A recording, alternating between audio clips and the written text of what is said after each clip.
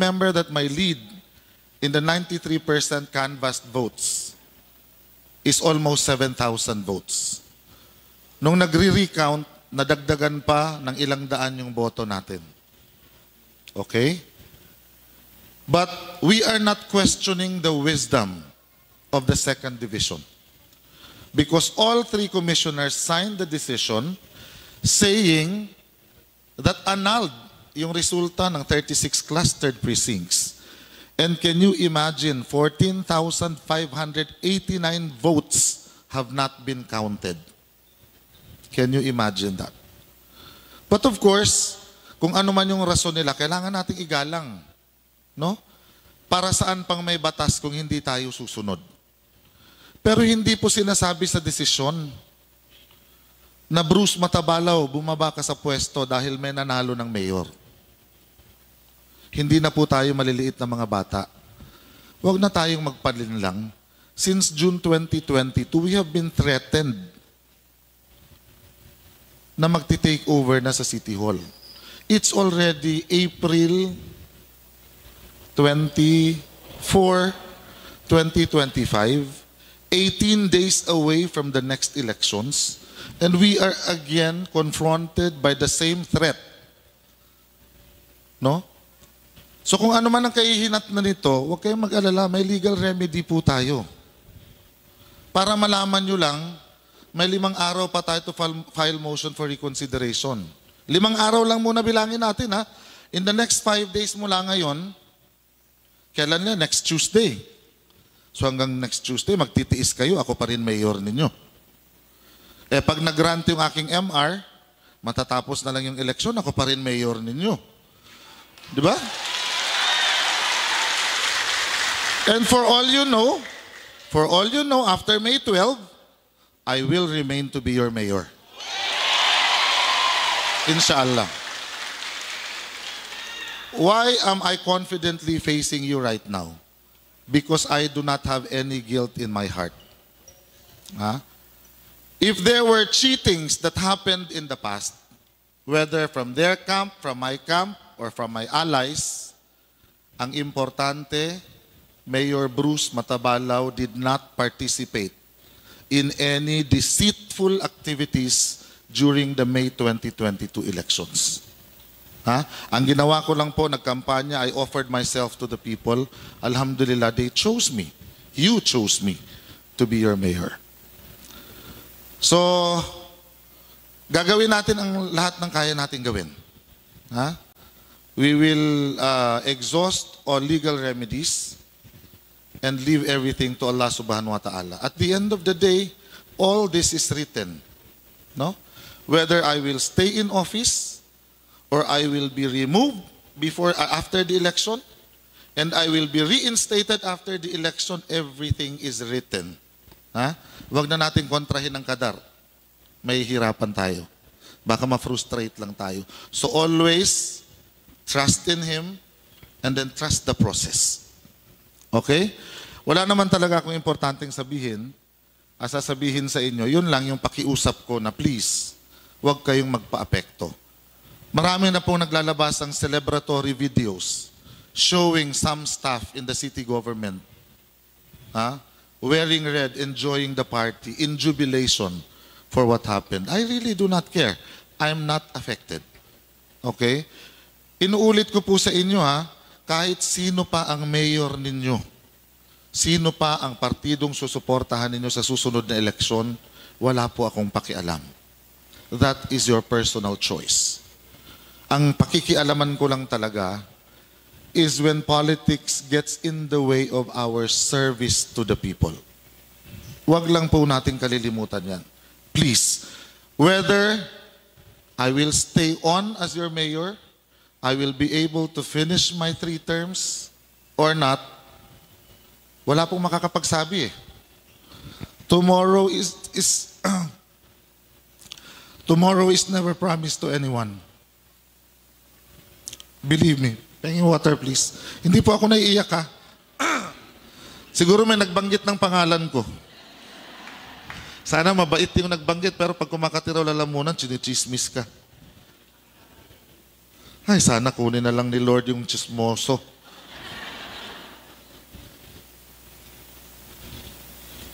For those of you who think that I am worried, I am not. For those of you who think I am lonely, I am not. Alalahanin ninyo, on November 25, 2024, I lost the most important person in my life. My life also ended when my wife died on November 25 last year. Kung nakaya kong pagdaanan, no, maikling panahon lang yung ipinakita ko sa inyong nalungkot ako, nagluksa ako, araw-araw akong umiiyak, parang nagunaw ang mundo ko. But because I want to show Cotabato City that you have a mayor who truly cares for you, I stood up. Pinilit ko pong bumangon. In fact, the decision not to run for office anymore was final. No, kaya lang nakiusap yung mga anak ko that before their mommy died, she said, pakisabi kay daddy ninyo kahit anong mangyari sa akin, ituloy niya lang ang pagiging mayor niya because he is doing well. No? So kung nalagpasan ko yung pagkamatay ng asawa ko, ito pa kayang natalo lang ako sa protesta? Oh my God. Diba? So, sa inyo pong lahat, inuulit ko, alam ko merong iilan dito na nagsasaya, may ilan naman na totoong nalulungkot, may iba namang hindi alam yung pakiramdam, saan ba kami ngayon? Parang nagpakita na kami kay Mayor na okay kami sa kanya, tapos yun pala, babalik yung aming dating boss. Wala pong problema yun. Makipagplastikan lang kayo sa akin at tuloy-tuloy lang kayo magtrabaho, okay na ako dun. Ha? So baka may gusto kayong itanong, nandito naman si Sir Jay. Sir Jay, please take care of the affairs of the city government while I'm away. No?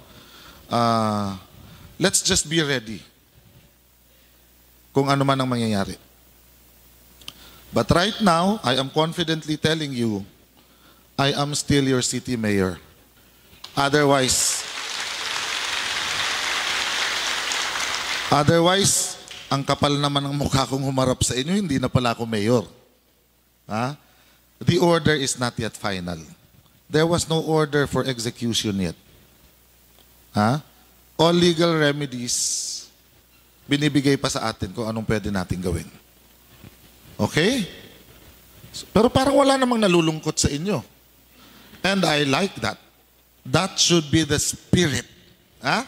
Kahit ano pa yung dumaan sa mga buhay natin. Alam ko na itong pinagdadaanan ko ni Katiting, hindi ito nakapantay sa pinagdadaanan ng marami sa atin. I know. We are all fighting our individual silent battles. Others, problema sa buhay, sa asawa. Kasi yung si asawa, maraming asawa. Yung iba, problema sa pang-araw-araw. May mga college ka, magkano lang ang sweldo mo. All this I understand. Buti nga ako, ito lang ang problema ko eh. Diba? At saka yung kapugian. Piolo matabalaw nga eh. Diba? So, wag lang po kayong malungkot, wag kayong mabahala. Yung mga nagsi-celebrate, wag lang masyado kayong mag-celebrate. Kasi minsan sa sobrang saya, kapalit daw niyan, luha. Kayo rin. Ha? baka matapos ang inyong pagbubunya, nakita ko pa naman kayo sa Facebook. Pero wag kayong mag-alala, hindi ko po kayo paghihigantihan. It is not in my kumbaga pa, wala sa dugo ko yung magtanim ng galit sa kung sino may ayaw. Kung ayaw mo sa akin, okay lang. Mas marami namang may gusto sa akin eh. Diba? And literally may gusto, lalo na ngayon, di ba? Binatang mayor.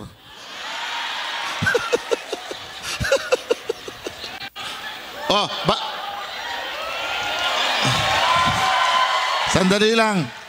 Baka may mga dalagang empleyado dyan. Ha?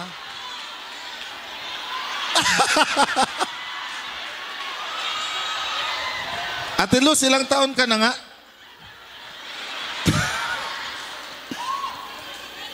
Senior citizen na? Ay, baka kasi hindi na kami makabuo. Hanap na lang ako ng iba. Baka na, yung mga taken, okay lang yan. Kasi taken pa lang naman, di ba? Hindi pa naman kayo kasal eh. Pwede pa kayong maghiwalay. Anyway, yan ang gusto ko. Dapat tumatawa lang kayo. You know, saddest episode in the City Hall that I witnessed was when my wife died. Tuwing dumadaan ako dito, my heart really breaks into pieces. Kasi ang lungkot-lungkot ng City Hall, pagpasok ko, parang talagang namatayan ba? And I didn't know that's how much love you had for my wife. So ayoko pong mangyari ulit yun. Ayokong mangyari ulit yun. Na nalulungkot tayong lahat because we lost somebody special to us. So, ano pa ba? Wala akong maya-announce na ibibigay na bonus eh.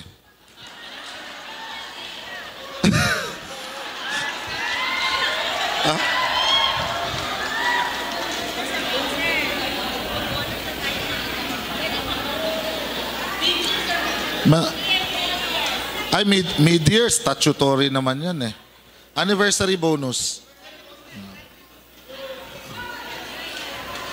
Pero ba, medical and gratuity. Whatever gratuity means, you are going to receive something. Okay. Kung ano may pinagsasabi ni Ma'am Regine, ang importante may matatanggap tayo.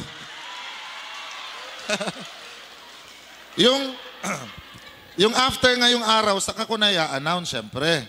Mamaya, ma-accuse na naman ako na, "Hoy, come on, you're an illegitimate mayor." Pero, hindi po, no? Let us respect yung nararamdaman ni Attorney Cynthia Giani Sayadi.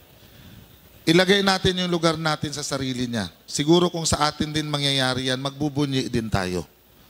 Intindihin natin yon. Intindihin din natin yung ibang kampo na nagbubunyi, wag po kayong tumawa dahil hindi kayo ang makakaupo kung sakali. Di ba? 3 kami naglalaban, di ba?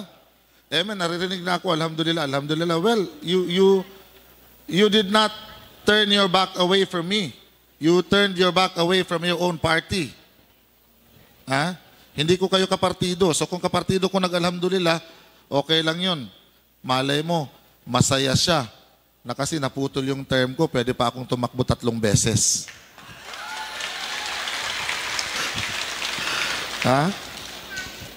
Di ba? Ang dami-daming blessings in disguise. Lahat tayo sinasabi natin, may mga nangyayari sa atin na ayaw natin pero yun ang nakakabuti sa atin. At may mga nangyayari namang gusto natin pero yun pala yung makakasira sa atin.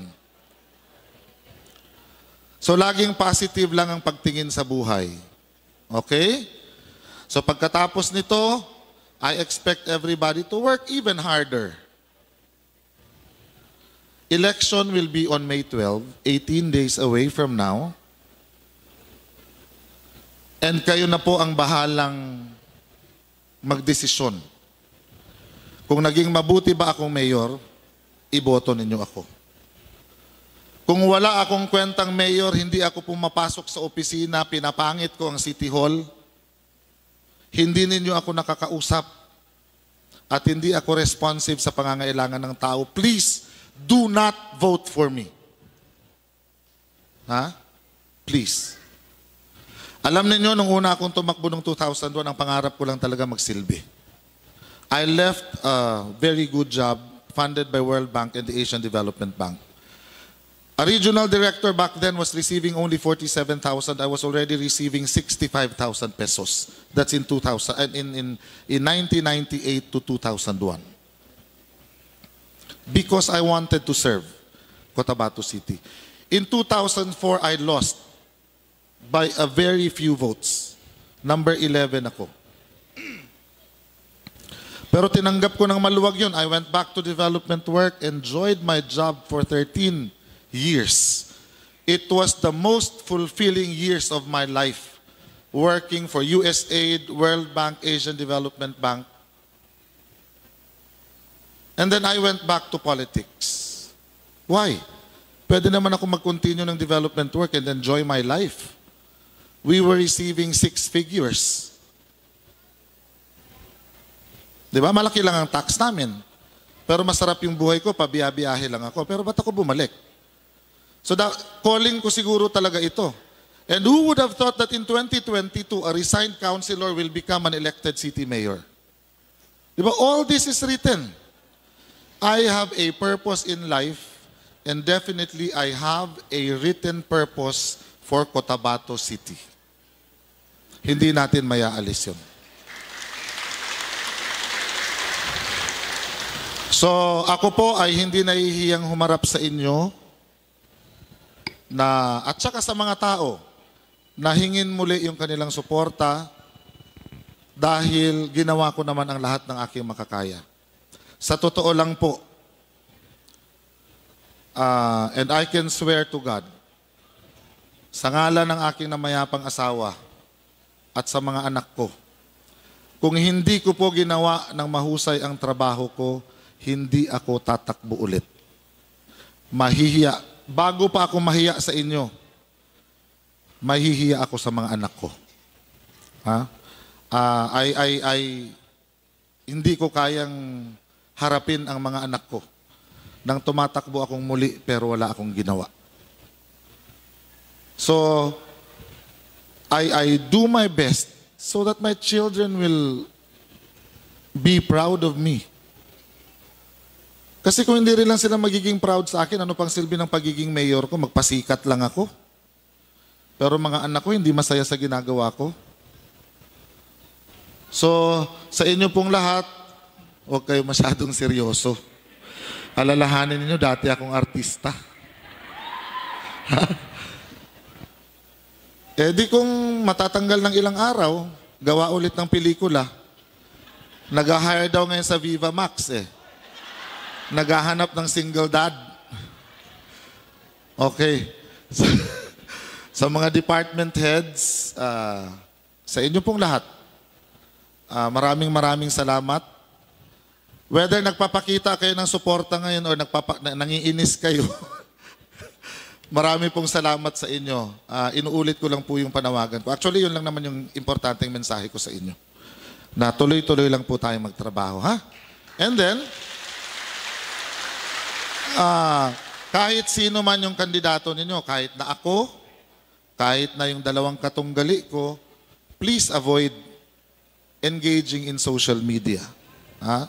Meron po tayong civil service rules na kailangang sundin. Kahit na gustong-gusto nyo nang i-share. Di ba gwapo ako doon sa poster ko na yellow? Siyempre, wala kayong choice kundi magsabi ng yes. Kahit na gusto ninyong i-share, wag po kayong mag-share. Pero kung mga government projects na pinopost ko, pwede po ninyong i-share.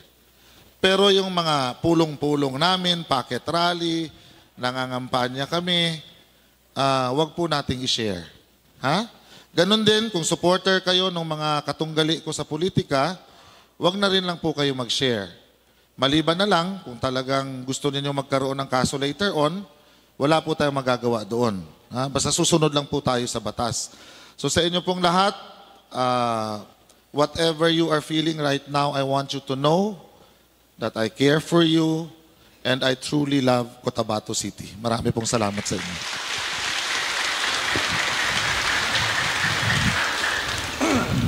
Maraming salamat, sir.